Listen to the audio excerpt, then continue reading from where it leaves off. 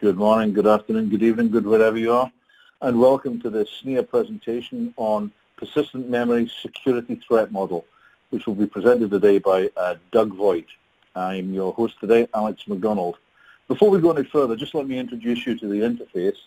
You've got the ability to make the screen much bigger, in fact, the full desktop size, should you need to. And if I would suggest if you find some of the text a little small in the window you're looking at, just simply expand it to full desktop size and you should find the text much more readable. Secondly, you're going to find that there's a place where you can ask questions, and feel free to do so. What we'll try and do today is, if we're going through the presentation, we'll try and answer as many of these questions as we possibly can. And lastly, on the way out of the presentation, you'll get to rate this presentation, and the scale runs from 1, which is I wish I'd gone and played golf, all the way up to 5, which is we need more of this. I really enjoyed it. Thank you very much. So as you rate us on the way out, also you can add in comments, and any comments you might wish to make are very helpful to us when we are preparing these educational materials. So let me give you a quick overview of SNIA before I introduce Doug. SNIA at a glance is 170 industry organizations. We've got about 2,500 active contributing members and over 50,000 IT end users and storage pros with whom we communicate worldwide, of which you are members.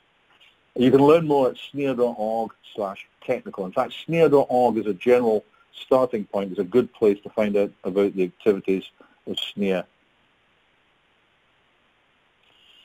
Just a very quick legal notice. Anything in this presentation, I used to have a manager who used to say, I'm going to give you this, and if it breaks into 2 pieces after I've given it to you, both pieces are yours. And the same is true of this presentation. There's nothing no warranty with it. There's nothing express or implied about it. You use it at your own risk. We'd also appreciate it if you do use any part of the presentation that you attribute correctly that this is a SNIA work and it belongs to SNIA as we copyrighted it. But you are free to use it as long as you recognize the copyright conditions presented here in this slide. Today's presenters are myself. I'm your host. I'm the SNIA Solid State Storage Initiative co-chair working for NetApp, and I'm joined today by Doug Voigt of HPE, who's the SNIA non-volatile, this is a mouthful, this one, SNIA Non-Volatile Memory Technical Work Group co-chair. Good morning, Doug. Good morning. How are you? I'm good. Good. Oh, Alex. Sitting raring to go. That's wonderful. So I'm going to hand over to Doug now. Doug's going to be talking about the NVM programming model, persistent memory security, and the threat model itself. Doug, over to you. Right. Okay, let's get started. We need a little bit of background as to why do we need to revisit the well-explored area of security for storage. And the reason is because of the nature of persistent memory and how it's used potentially by applications.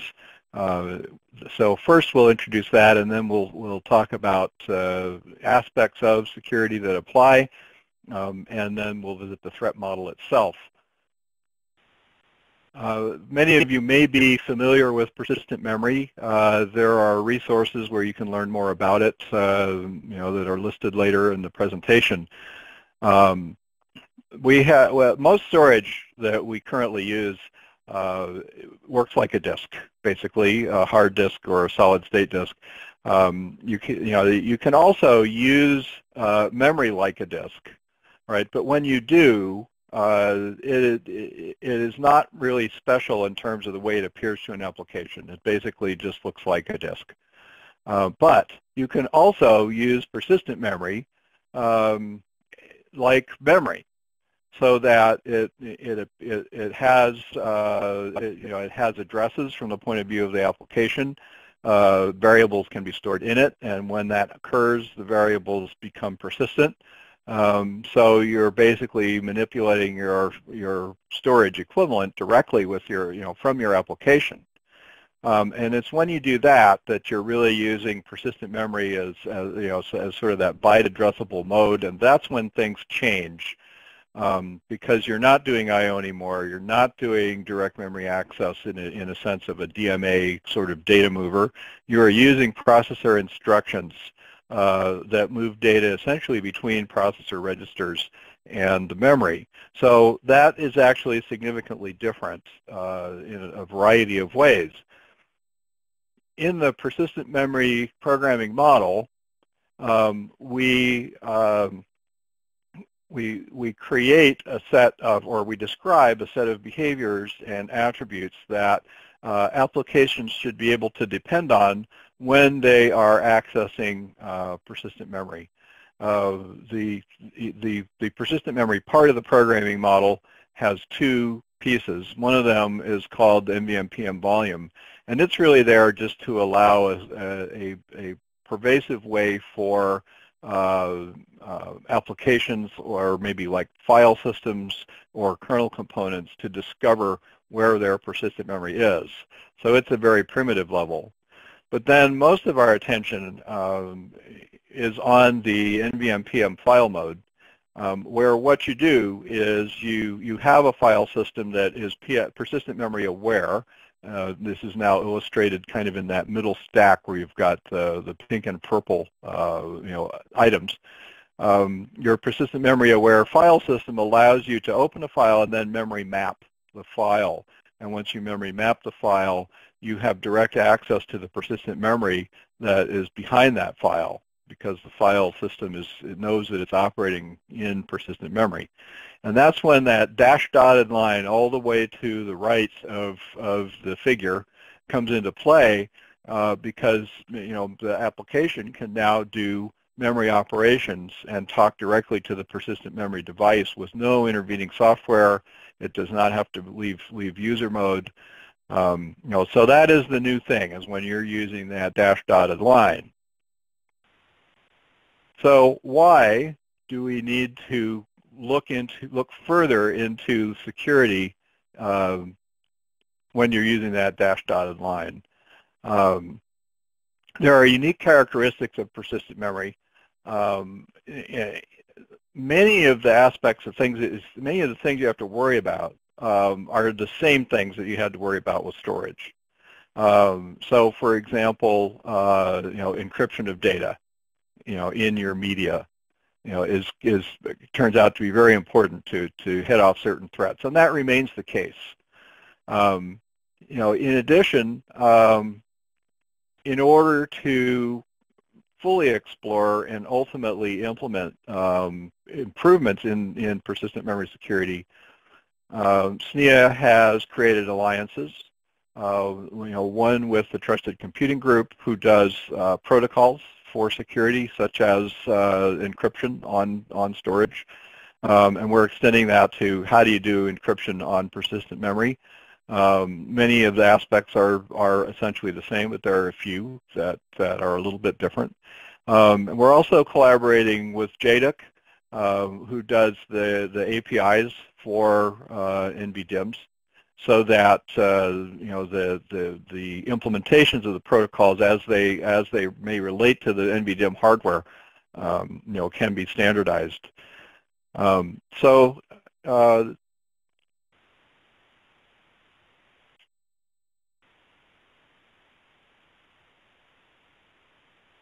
As I have pointed out, a lot of the security things you have to pay attention to are the same. Administration, key management, memory protection. Memory protection is an interesting one because it is the essence of security inside your current memory system. And people may not think of it as a security thing, but it certainly is. It's the thing that keeps your memory separate from anyone else's memory in terms of access. So now the security realm includes both the memory protection and the other conventional security things that you've had to do. The first thing we want to be able to do is encrypt data at rest, same as with SSDs and hard disks. The main reason for this is so that you can essentially destroy data without destroying the disk, because you may have a partially failing disk, for example, or for some other reason why the disk leaves your physical security domain. Some other party may be physically handling it in order to repair it or recycle it. and you don't want to have any risk that they are going to be able to somehow see any of the data on that disk. So that's the encryption of data at rest use case, and it definitely applies to persistent memory, except that the thing you might have removed might be essentially a DIMM or an NVDIMM. So that's sort of a physical difference. There are also several things that we have to kind of reaffirm in the access path to, let's say, NVDIMMs. One of them is that there's always a process of authentication to say, okay, the party to whom I am speaking from the point of view of the DIMM, right, is the known party, is the party who is allowed to access the DIMM, and that authentication is, are you who you say you are? And there's a challenge process which will work essentially the same as the challenge for getting access to a self-encrypting disk. There may be something like a password or a key involved, so that's kind of the authentication process. So when you then first start to boot your computer and you've got some NVDIMM in there, we need to completely work out the process of authenticating with that NVDIMM before any of the data on the NVDIMM is actually accessible to the computer. So it's sort of like the same thing you had to do at disk drives, but it has to go over the interface to NVDIMM instead. So that's a new requirement for the NVDIMM interface, which didn't exist. It existed for disk drives, but it didn't yet exist for NVDIMM. So JEDEC is now starting to work out how that part of the protocol will work. Even more importantly, you have to be aware of whether the party to whom you're speaking has somehow changed, right? And this might occur through a reset where you have to re-authenticate and make sure you're still talking to the same party. So that's another thing that we have to make sure happens for NVDIMMs in ways that are already in place for hard disk and SSDs. Of course, the real-time encryption mechanics have to be implemented, and there's really no black magic to that. The encryption is the same. The run length may be a little different, the size of the thing you're encrypting, but the implementation of encryption is essentially the same. And then whoever the party you're speaking to is, and this is kind of related to that reauthentication trigger, right? You have to maintain continuity, that you know who you're talking to as much as possible, and make sure they have not somehow changed, right? And this would be especially if you're going to have multiple keys for the same storage or persistent memory for the same NVDIMM, let's say. And they're pointed at different parts of your system, different users perhaps. That would be multi-tenancy. And in that case, you have multiple principals, and they're not the same as who you're physical connected to, right? They're a subdivision of that. So the principal is the guy who's consuming the data, and if you have multiple tenants, especially, then you have this additional desire to make sure it's the same guy, as time goes on, and it didn't somehow change out.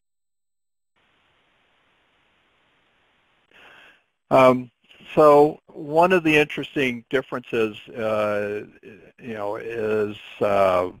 has to do with the granularity of protection. With hard disks, the self-encrypting disk, for example, it's either whole disks or some partitions, separate partitions of the disk, fairly coarse-grained things that are being protected.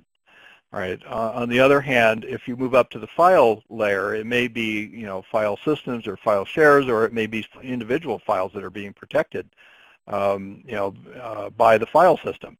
So there are multiple levels of granularity, and then, of course, the memory map file access operates more at the file granularity. All right, so the file system's authorization to access the data that may be implemented through its own permissions and things like that have to then be enforced in the memory mapping process through the memory management unit, and that's where essentially file permissions, get converted into memory protection. right? So, you know, but the granularity of that is one of the differences, and that's just kind of an interesting sort of scalability factor that I'm going to talk some more about when we go into multi-tenancy. You know, how do you isolate users from each other once things are memory mapped, right? And the answer to that essentially is that your memory management unit is using memory protection to ensure that only the application that has that memory map to it is that only that application is allowed to see that memory. This is something that memory management units and operating systems already do.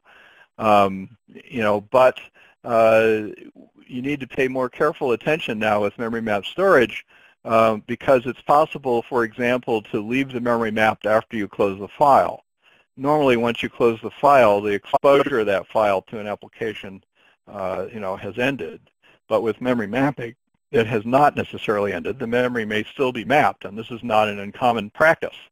You know, so when that happens, you end up having to be very careful that it's not the close, it's the unmap that ends the exposure.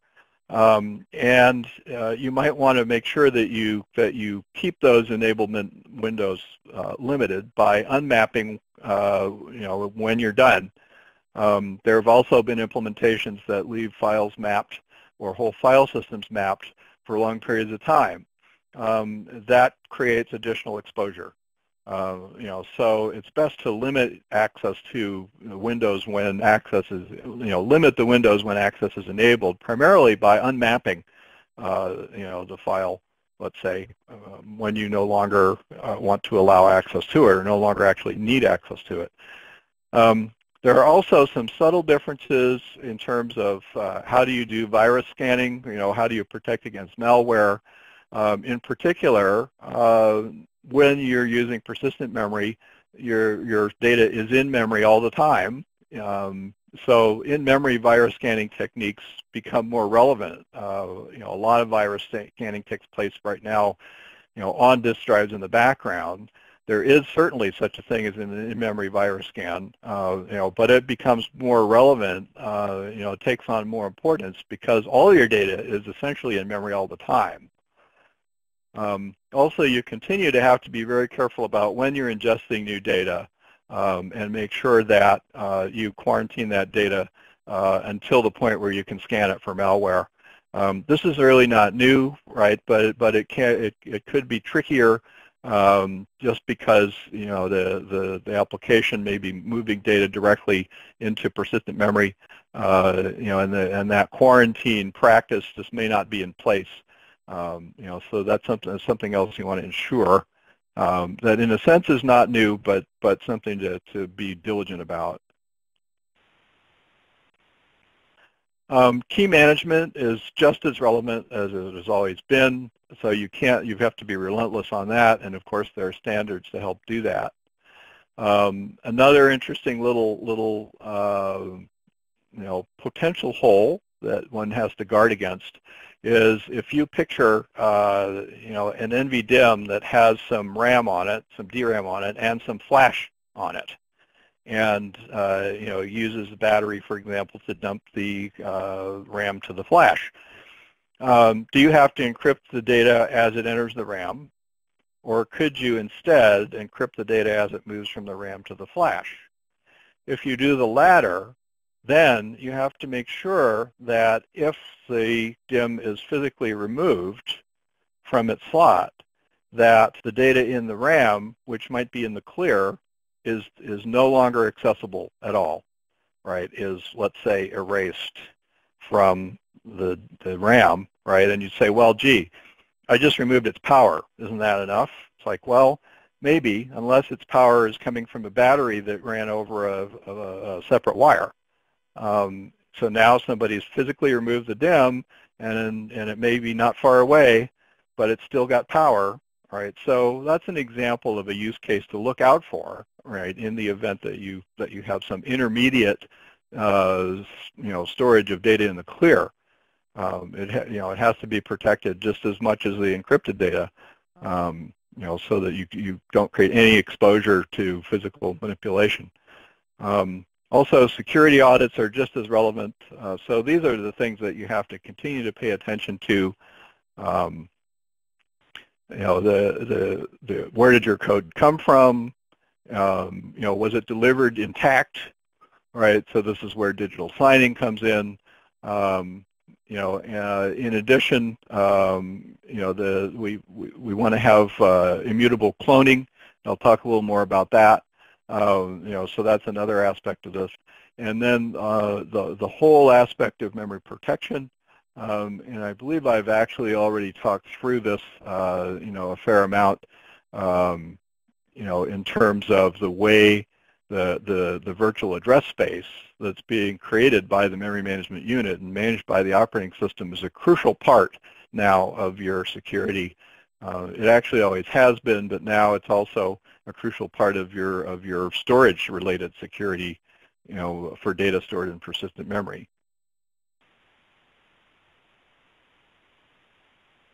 Doug, before you go on any further, can I just ask a question? Yes, please. So we've recently had Spectre and Meltdown issues.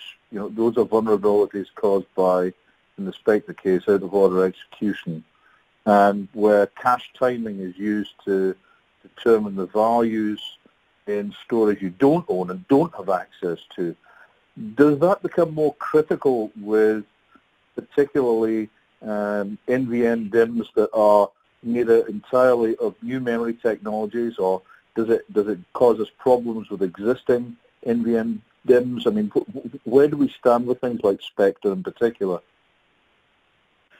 Let's see. I would start out by saying that the threat is essentially the same, with respect to persistent memory as it is for RAM.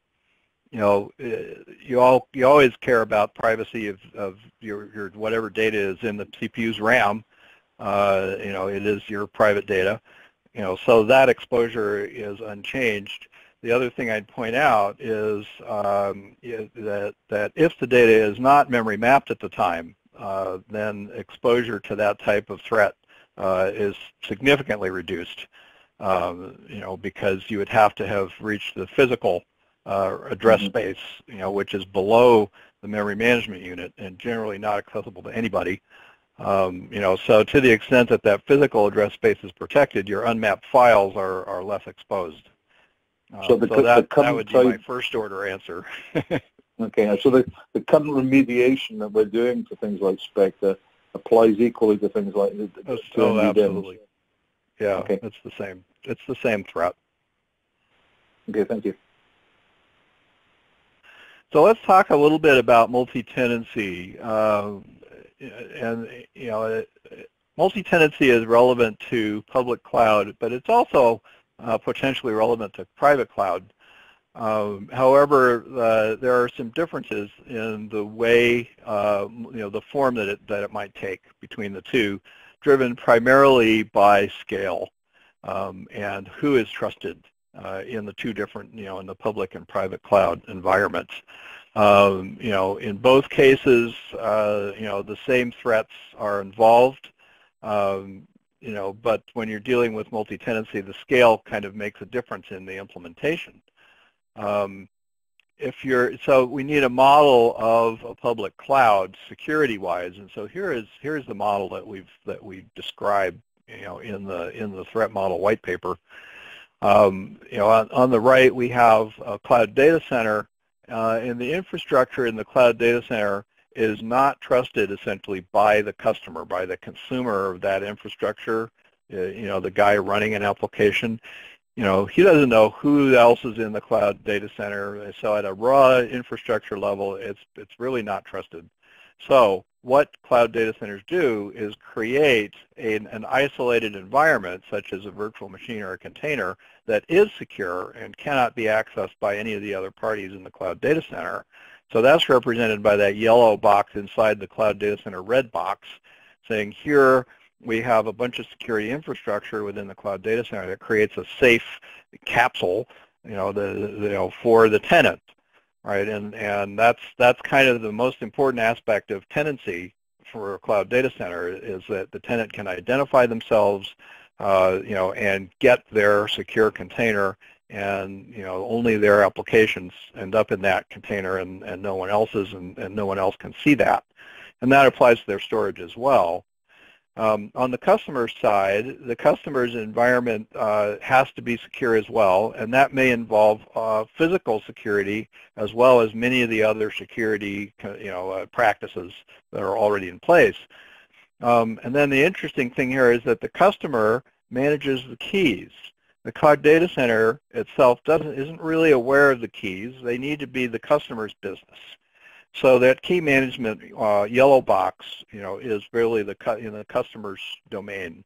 So that's how they kind of transmit their security. That's how they extend their security into other realms.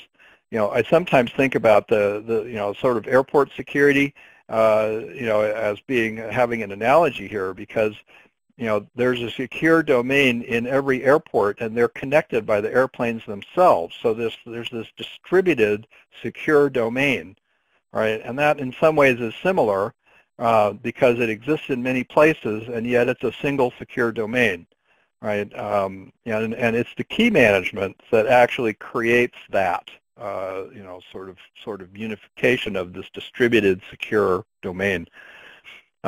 So that's the environment that we presume that we're operating in when we're dealing with a public cloud.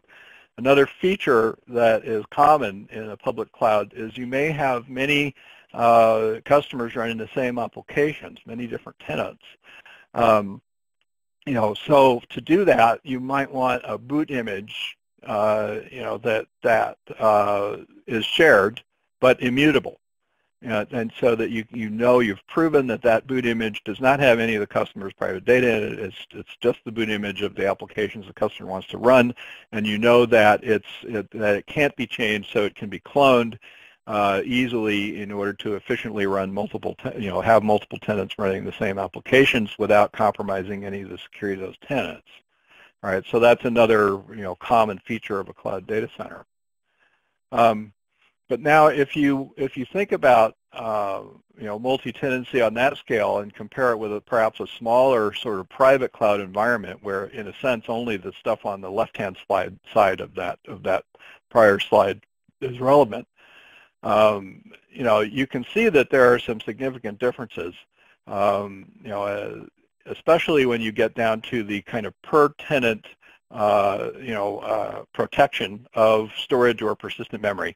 And at that point, it's probably a volume or a partition. It's something fairly coarse-grained, right, that you're protecting.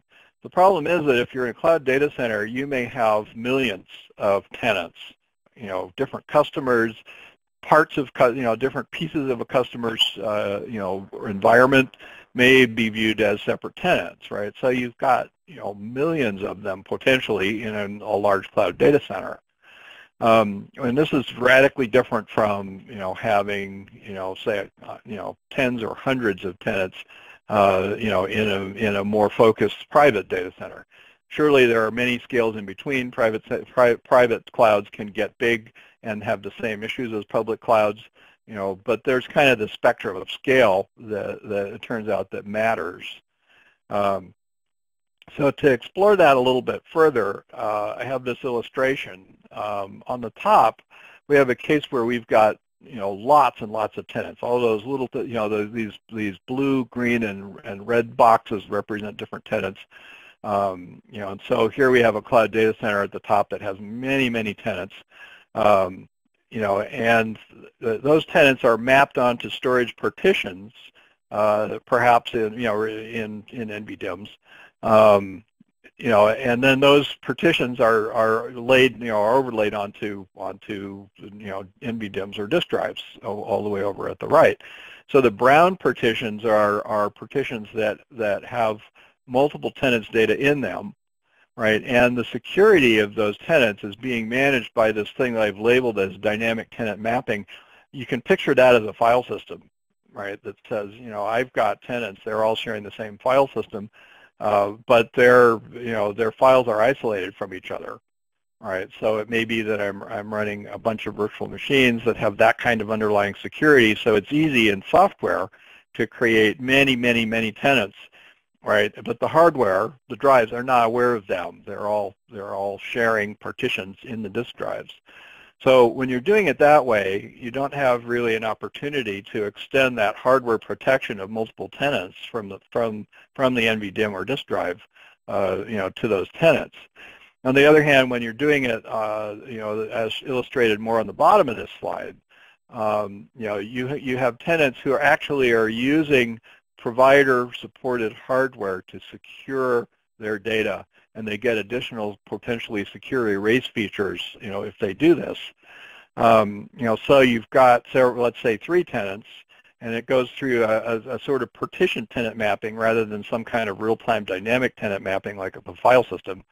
And now the storage partitions, although you may be doing striping, right, you create partitions, for multiple partitions for each tenant, and then you can put them on different disk drives, right? So here you have sort of multi-tenancy and striping that gets all the way down to the hardware level, right? But it can handle orders of magnitude fewer tenants, than the upper illustration. So that's definitely something to keep in mind. And what it probably means is that in a cloud data center, the premium tenants will probably have to pay a lot more if they really want this kind of hardware protection, that extends all the way down, because it's, the ability to support large numbers of them is limited by essentially the hardware. So how do we reason about how many tenants should the hardware support? So I think that it's interesting to consider two limiters, right? One of them is literally, how many tenants can the drive support? It may have a limitation, implementation of maybe tens or hundreds of tenants on a given device, whether it's a disk or an NVDIMM. It just can't handle millions in the same device. But the other thing that can limit how many tenants a device can support is the capacity that's needed by the tenant, right? If you've got a huge tenant that needs petabytes of capacity, it's going to end up being striped across a lot of disk drives in order to get that capacity, right? So there's kind of two forces at work here. One of them is, how does your capacity demand from a tenant, force you to distribute things across disk drives? And at some point, you may even run out of ability to handle capacity, right? It's only elastic up to a point. And the number of tenants the drive can support. Ideally, you'd like capacity to be the limit. To say, I don't really want my device count to be the limit in how much, how many tenants I can put on here. It'd be nicer if the capacity, the total capacity needed by all those tenants was the real limit. All right, so keeping in mind that capacity is striped across a disk drive, one can derive a rule of thumb, and some of this is implementation dependent, but roughly you could say I would like my number of device tenants to be bigger than my striping factor, number of devices per group, times the capacity of my device divided by the average capacity of my tenants.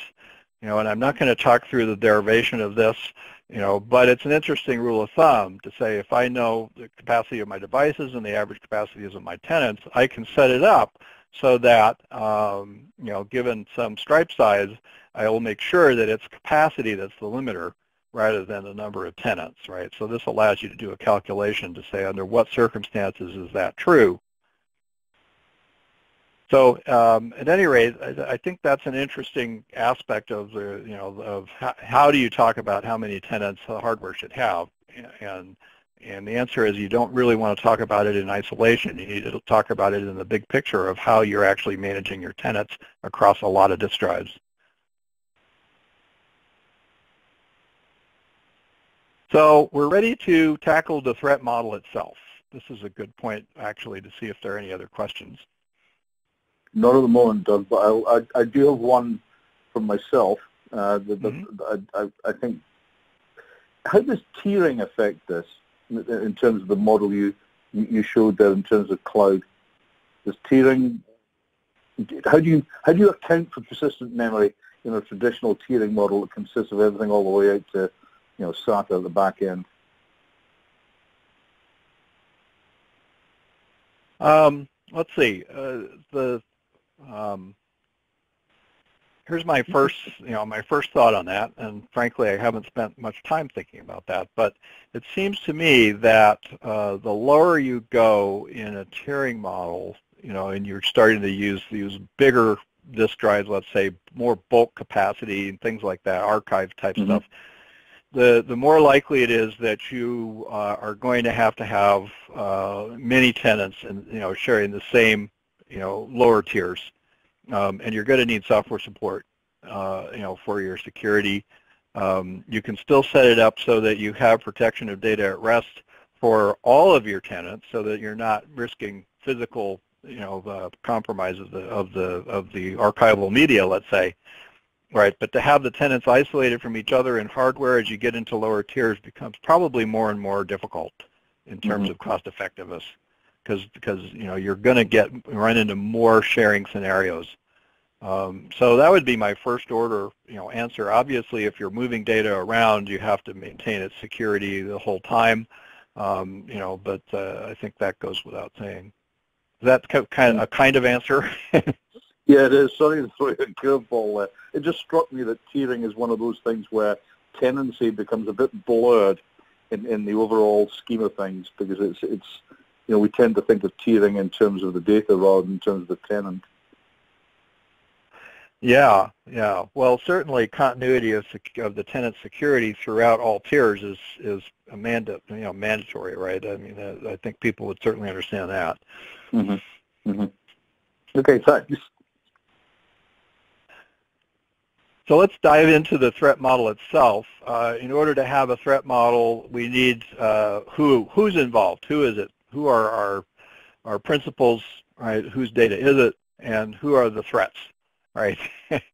So here I've categorized things somewhat according to the model from earlier, right? That cloud data center model, where the customer themselves and they're representing themselves as tenants to the cloud data center, right? Those are have to be secured parties, secured roles from the point of view of the customer.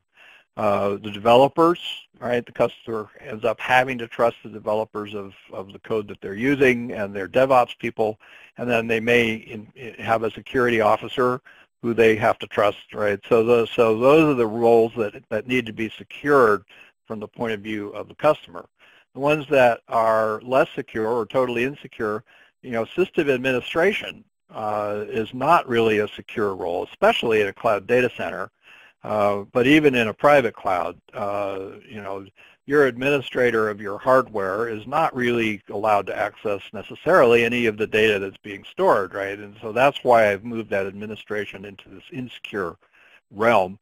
And then obviously other parties, if you're delivering hardware or repairing it, or you're in a support or supply chain, those are not trusted parties with regard to your data. All right, so threats can come from there. So here's how the model is structured, is essentially in a table. There are two broad types of attacks, and then several means of attack, categorized for each. Who is the attacker, and what kinds of existing approaches are applicable? Approaches that are already used with existing, hard disk SSDs or memory systems, and then what are the actual new issues? So the first cross-tenant, type of threat is cross-tenants, where you've got a lot of tenants using the same hardware, actually generally. I would even broaden the cross-tenant category to say these are actually threats to threats to data access, right? To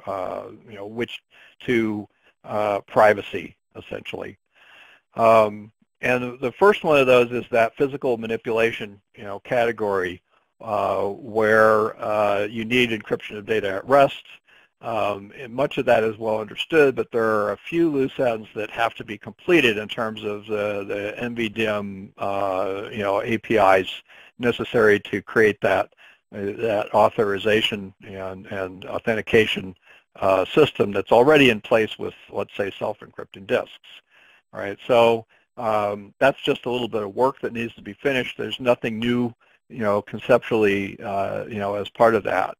The other type of threat, the next type is when you have software access across tenant boundaries, and that can come from any number of roles, and that's where the whole system of traditional authorization and authentication and memory protection comes into play, right? And one of the key elements here to pay attention to is that if you're using a RAM, right, if you're using an NVDIM and it's connected to a DDR, right, and you have the very efficient synchronous protocol going between the processor and the DDR, the device itself, the NVDIM, when it gets a read or write, doesn't really have any indication of who on the other end of the DDR bus is doing the read or write. There's only one party, right? It's the processor complex, the processor itself, actually, on the other end of that DDR bus. That's all it knows. Right, so if you're thinking of doing something subtle or real time, or like read, one read or write at a time, to check security on an NVDIM, you might have to think again, because a fast memory read or write has no indication of any fine resolution principal or data owner. It's just the guy connected to the DDR bus, right? So that's actually okay, because you have the memory management unit, which is really the source of security, for a real-time memory access. So either the memory management unit is protecting you and your memory mapped, or you are not memory mapped and no one's actually allowed, to access your memory.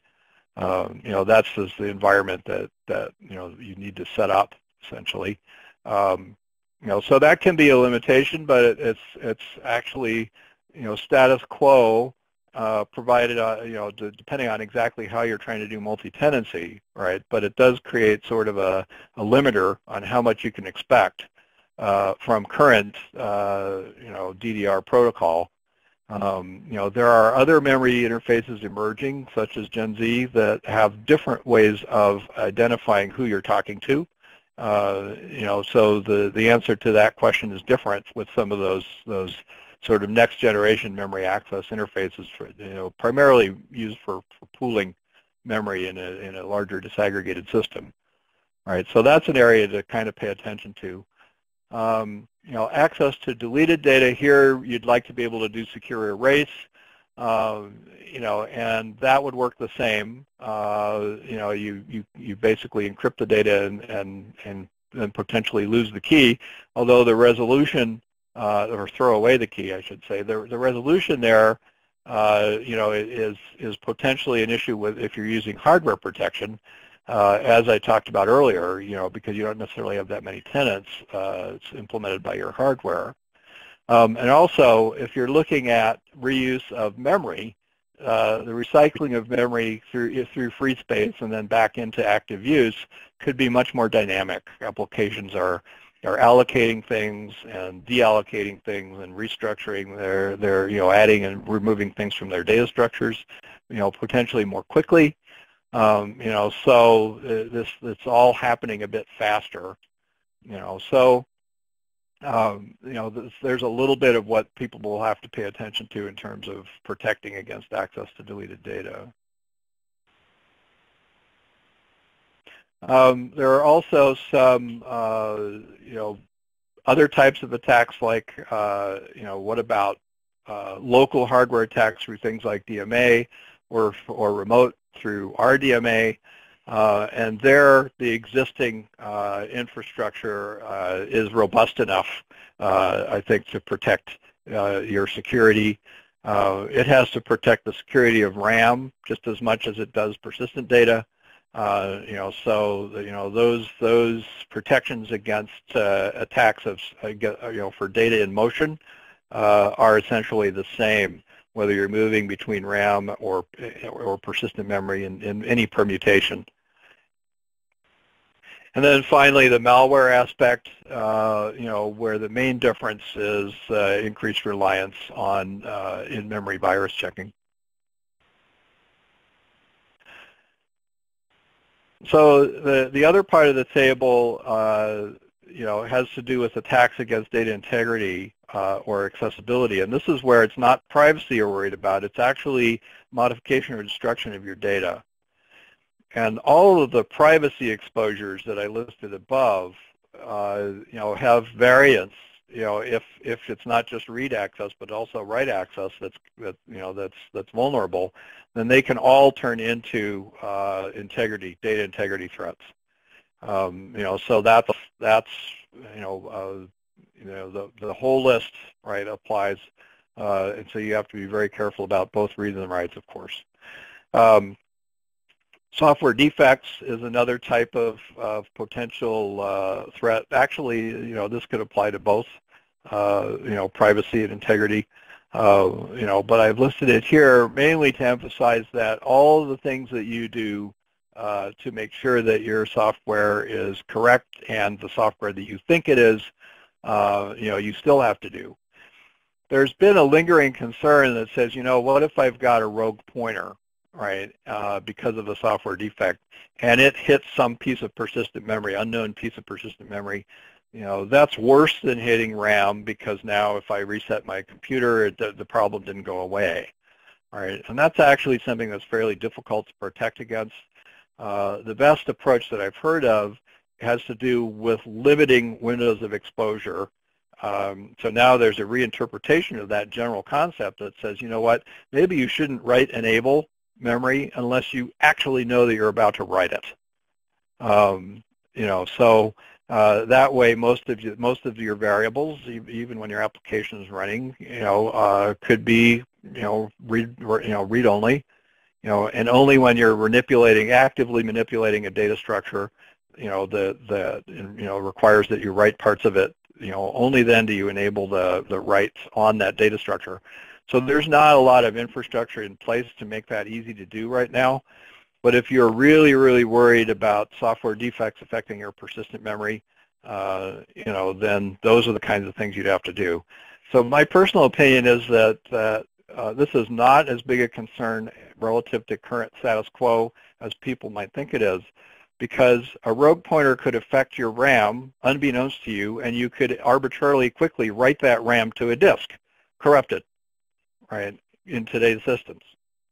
So it's a matter of degree, right? If you have software defects, you are exposed, right? It may be just a question of how much of your persistent data is exposed, but there are still scenarios, albeit with a different probability, that can cause RAM corruption due to bad pointers to propagate all around your system.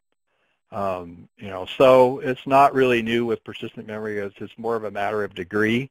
But the ways to defend against it are probably pretty expensive. It's a big hammer. In terms of potential for denial of service, that's actually not really new. The only defense against that inside the processor is really the scheduler itself, and to manage essentially quality of service, or how much the processor is a given tenant allowed to consume, so that no one of those tenants can mount a denial of service threat. The one remaining problem is another matter of degree. Because you're running at memory speed, the possibility of a denial of service threat developing very rapidly on the scale at which the scheduler is operating, is somewhat increased. All right, so the window for detection, and ultimately, squashing a denial of service attack is smaller because everything's running faster.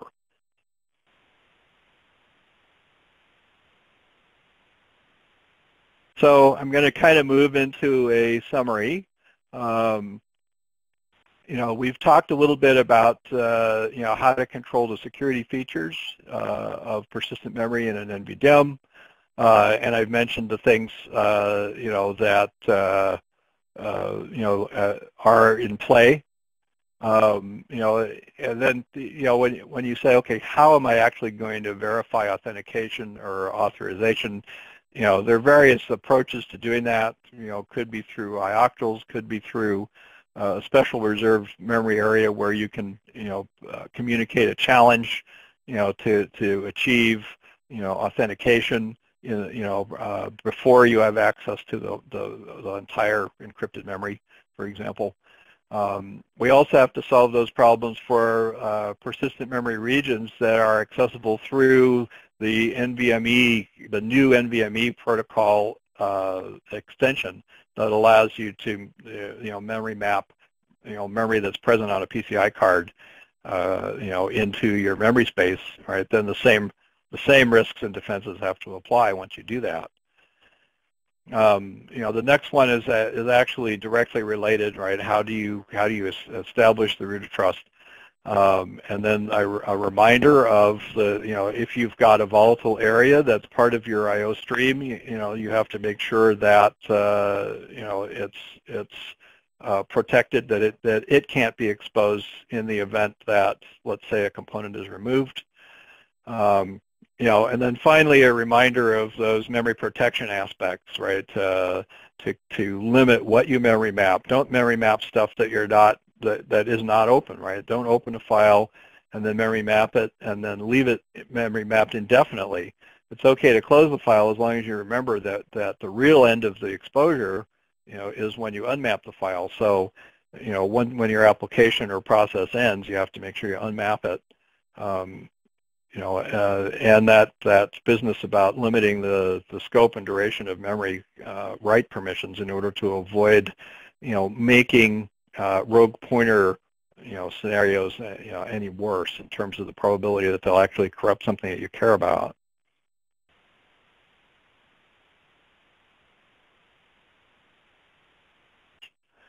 So that's the description. That's the tour of the contents of the white paper, and you can get the white paper now at the pointer at the URL that I put here, and then a little bit of a commercial for the technical working group. It's driving the industry towards an ability to consume persistent memory, and is doing it in a way that's application centric, vendor neutral, can be achieved today within certain limitations, and it goes beyond storage. It's clear from this presentation that it's not just about storage or memory. Applications, networks, and processes are all involved in very specific and intimate ways.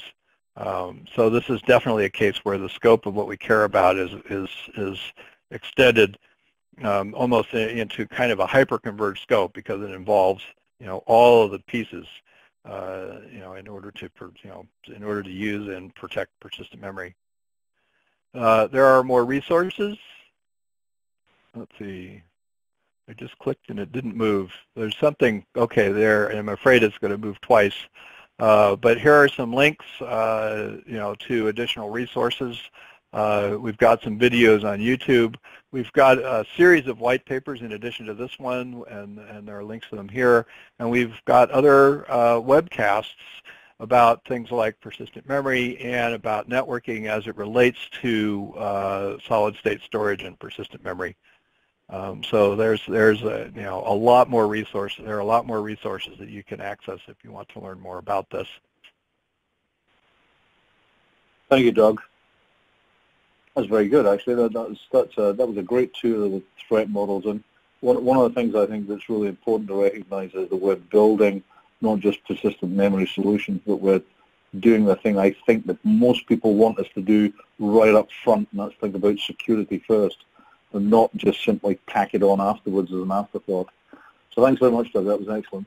So thank you for attending today. If you could please rate this